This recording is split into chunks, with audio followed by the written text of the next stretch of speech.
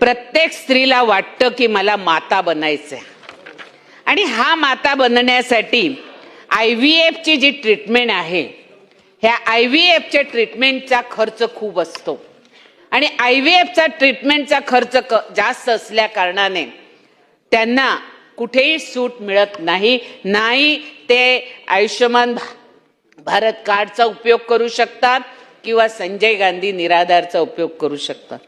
म्हणून मी शासनाला विनंती करते की अशा महिलांसाठी सरकारी दवाखान्यामध्ये, महापालिकेच्या दवाखान्यांमध्ये IVF ची ट्रीटमेंट सर्वांना फ्री करावी, अशी सुद्धा मी मागणी आज करत आहे. जनतेचा अधिकारनामा, जाणीव हक्काची. या न्यूज चॅनल मध्ये जनतेच्या हक्काचा आवाज. सत्ता व्यवस्थेचे प्रश्न थेट तुमच्यापर्यंत. जाहिराती आणि बातमीसाठी आजच 70 57 87 98 02 शी संपर्क साधावा.